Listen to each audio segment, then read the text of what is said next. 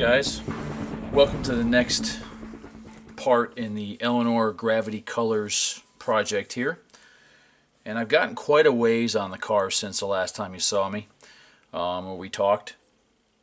And as you can see, last time we did the bare metal foil on the car, I started it and didn't finish it, so here's the finished product. At least I got to show you what it looked like as I started it when we did the windshield, if you remember correctly. The side windows are done. The rear window is done, and of course the other side window. I've even added the fake fuel filler right there, so that's done on the car. So real pleased with how that came out. I'll be adding photo etch wipers to the bottom of the windshield here. That's why I removed the ones that came molded in the kit. So the other thing I've gotten quite a ways on, and I've laid out everything here so I can explain to you how I did this, is the interior. As you can see, the interior is complete. It has the fire extinguisher, the seat belts, the wooden steering wheel, the tack, the Go Baby Go button on the gear shift, the nitrous plate or arming plate with the switch. And as an added touch, I actually added a aircraft style remove before flight tag onto the actual arming plate switch. I've seen it on some of the cars, you know, the show cars and such. I thought it'd be a neat touch to put in there, so I went ahead and did that. So let's cover the interior and what I used.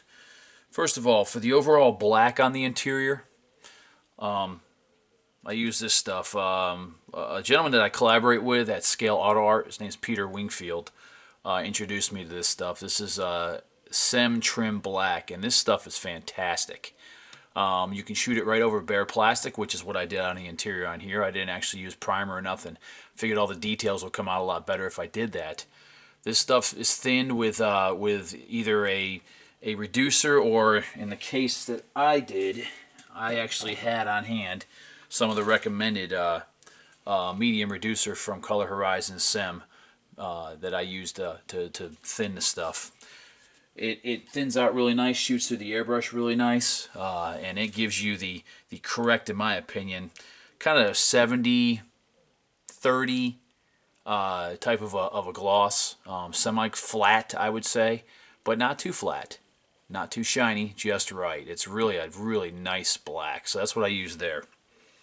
Now, the interior panels, like the side of the panels inside here, in the centers right here, there, up on the dash, that was all carefully painted with the detail brush using good old Tester's lacquer silver. This stuff is great, especially when it starts to get a little thick in the bottle. You can thin it out with some automotive reducer, and it just flows out really nice with a brush, and that's what I used. It saved me a lot of masking time. All of the bare metal foil in the car, same stuff that I used on the window frames on the body, were carefully applied and cut on the interior panels, the rear sail panel here, and of course on the outside edges of the seats. So that pretty much covered that. It was tedious work, but it definitely came out pretty well, I think.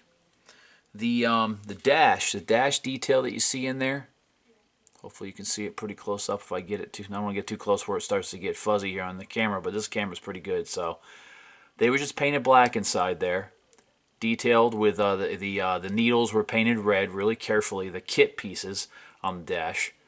And I put some little tiny photo etch rings around the top edge of the dash to give them just a little bit of more definition, a little bit of shine.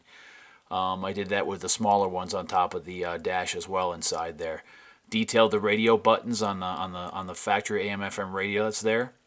And then the other pieces that I made were made from just bits and pieces I had in my stash, which I'll be going over here shortly.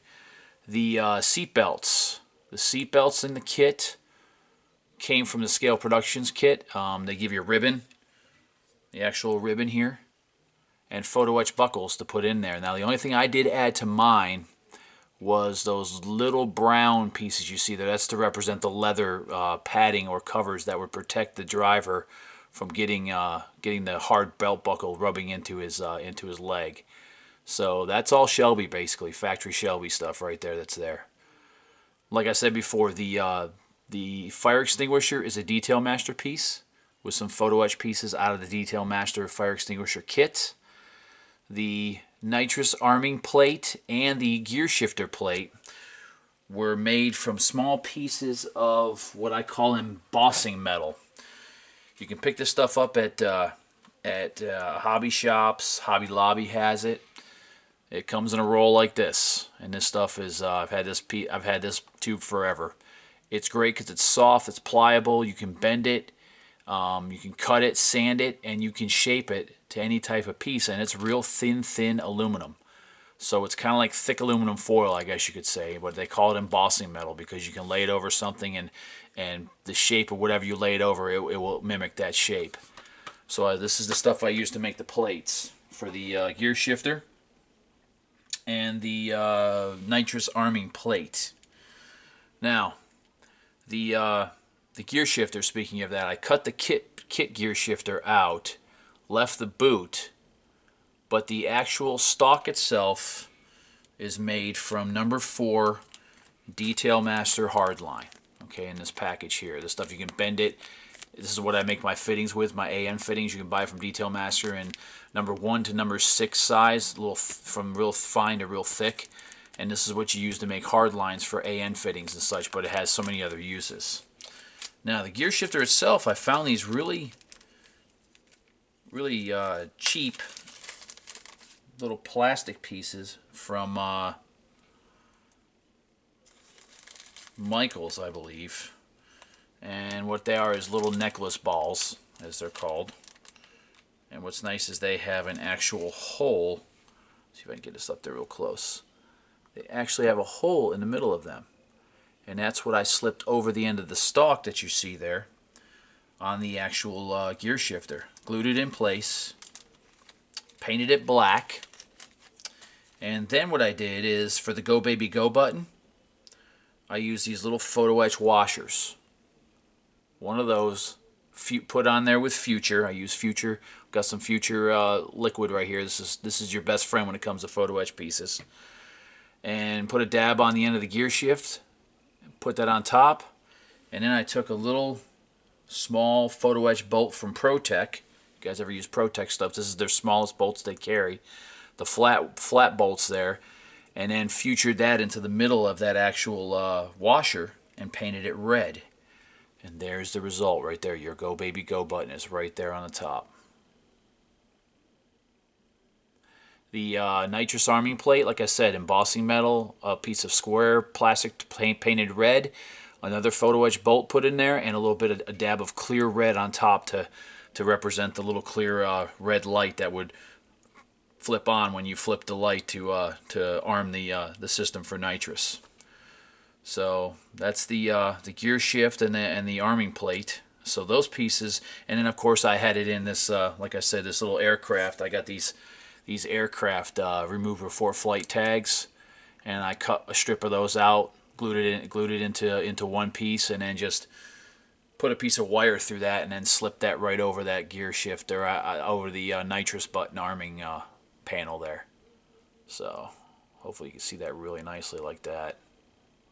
Really looks the part, man, I'm telling you. Now next up was the steering wheel. Now the steering wheel in the kit is made from white metal, I believe. That's kind of polished from Scale Productions. And what I did is I carefully detail painted it with some wood colors, or a few wood colors. Like this is called Army Field Drab, but it's a nice little tan color. It's a Vallejo. This was my base. I brushed it on, let it dry, and then I kind of dry brushed over some Tamiya Flat Brown. And that gave me my two-tone wood color I was looking for on the steering wheel. Then I put a coat of clear orange over top to make it bright but yet nice and warm. Clear orange, clear reds, clear yellows, they really work well with wood grain if you're trying to get that real nice veneered look. And then I went ahead and put a coat of Future over it, let it dry really well. If you look really closely, the edge of the steering wheel has the actual metal ridge. Okay, now since the steering wheel is made of white metal, Once the paint was dry, I carefully scraped the edge of the outside of the wheel with a X-Acto knife to remove the paint. And that gave me that nice little clean, real bright shiny edge like the real wheel had. The wheel was made of thick metal as a backbone with a piece of round wood on one side and on the other side, and actually bolted together and laminated. The bolts on the top of the steering wheel were the same little photo etch bolts that I used when I made the little Go Baby Go button. So it's this ProTech smallest stuff they make. So I used the real plain bolts.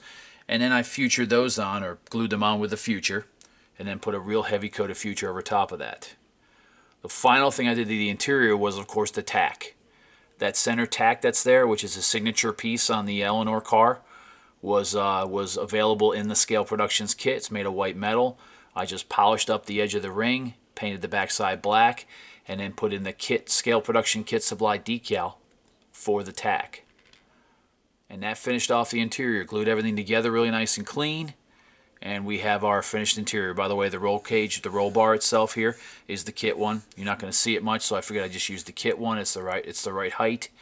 And back here, I added some bare metal foil along the edge of the trim on the rear trunk area. They don't give you the covers in the AMT GT350 kit to make it with the seat folded down. I probably could have done that, but I thought, let's put the seat in it. I think it'd be a nice little touch to have detail back there with the actual seat. And of course, the final touch also was bare metal foil on the center. I guess they're like decorative little plaques that are on the actual center of the seats in the front and the rear, so they were all done as well. So really pleased, guys, with the interior. I hope you guys like it. I just wanted to go over everything with you. Again, email me if you have any questions. Sitting down and doing this would have taken a couple hours of video. Wasn't going to do that, so hopefully I've been good, really explanatory on what I did here. As you remember, I didn't mention what I used for carpet, but that's the embossing powder that you can buy in different colors, and this happens to be black that was put on with white glue. That's what I use for carpet because it's more to scale and it doesn't have that furry look like some of the flocking out there gets, or it goes bad and it just clumps up in the bag. So I just use the embossing powder. It's much easier. The other thing I'm going to be doing to the car is adding in, oh, my little piece broke here. Yeah, there it is. Well, first of all, I'll be gluing this piece back on for my my Watts link right there that fell out. No big deal. I'll get that fixed.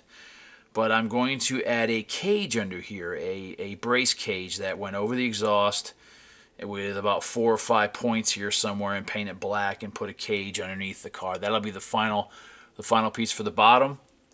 Then we're going to go ahead and get the glass in it. I want to show you a little trick that I'm going to do with the glass. I still have some Detail Master, what they call windshield factory visors, that has the actual correct factory fade tint that'll go across the top of the windshield before I install that. So you'll see that on the next video. And then we're going to get the car buttoned up. I mean, we're getting really close to this thing getting done. So hope this video was informative for you. Again, you can email me at davythib, DAVEYTHIB @gmail.com if you have any additional questions about the video that I haven't covered, or any questions in general on the work that I've done on the car or any of my videos that I've done so far. So hope you've enjoyed this one so far as much as I have, and we'll see you on the next video.